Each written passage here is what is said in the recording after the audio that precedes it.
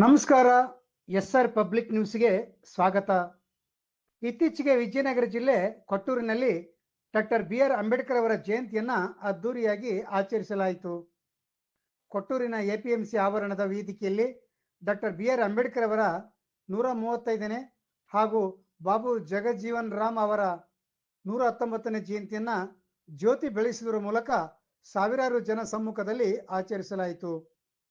ತಾಲೂಕಿನ ದಂಡಾಧಿಕಾರಿಗಳಾದ ಶ್ರೀಯುತ ಅಮರೇಶ್ ಹಾಗೂ ತಾಲೂಕು ಪಂಚಾಯಿತಿಯ CEO ಆನಂದ್, ದಲಿತ ಮುಖಂಡರಾದ ಬುದ್ಧಿ ಮರಿಸ್ವಾಮಿ, ವಕೀಲರಾದ ಹನುಮಂತಪ್ಪ, ಶಿಕ್ಷಕರಾದ T Kotresh, Ajjappa, CPI Durgappa, sub inspector Geetanjali Shinde, guarantee ಯೋಜನೆ ಅನುಷ್ಠಾನ ಸಮಿತಿ ಅಧ್ಯಕ್ಷರು ಆದ ಅನಿಲ್ ಹೊಸಮನಿ, ಸಮಾಜ ಕಲ್ಯಾಣ ಇಲಾಖೆಯ ಡಿ ಸದಾನಂದಯ್ಯ ಸ್ವಾಮಿ, ಪುಟ್ಟಪ್ಪ, ದಲಿತ ಮುಖಂಡ ರಾಮುಲು, ಇನ್ನೂ ಹಲವು ಗಣ್ಯರು ಅಂಬೇಡ್ಕರ್ ಹಾಗೂ ಬಾಬು ಜಗಜೀವನ್ ರಾಮ್ ಅವರ ಭಾವಚಿತ್ರಗಳ ಮುಂದೆ ದೀಪ ಬೆಳಗಿಸುವುದರ ಮುಖಾಂತರ ಕಾರ್ಯಕ್ರಮಕ್ಕೆ ಚಾಲನೆ ನೀಡಿದರು.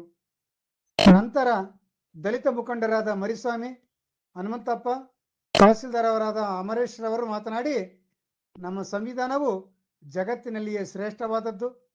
ಈ ಧೀಮಂತ ನಾಯಕರ ಸೇವೆ ನಮಗೆ ದೊರೆತ ಭಾಗ್ಯ. ಇಂಥವರ ಮಾರ್ಗದಲ್ಲಿ ನಾವೆಲ್ಲರೂ ಸಾಗುವುದು ಸೂಕ್ತ ಎಂಬುದನ್ನು ತಮ್ಮ ಮಾತುಗಳಲ್ಲಿ ವ್ಯಕ್ತಪಡಿಸಿದರು.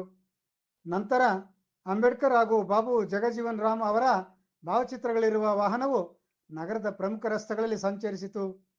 ಈ ಸಂದರ್ಭದಲ್ಲಿ ಅಂಬೇಡ್ಕರ್ ಮತ್ತು ಬಾಬು ಜಗಜೀವನ್ ರಾಮ್ ಅವರ ಅಭಿಮಾನಿಗಳು ಉರಿ ಬಿಸಿಲಿನಲ್ಲಿಯೂ ಕುಳಿತು ಕುಪ್ಪಳಿಸಿದರು.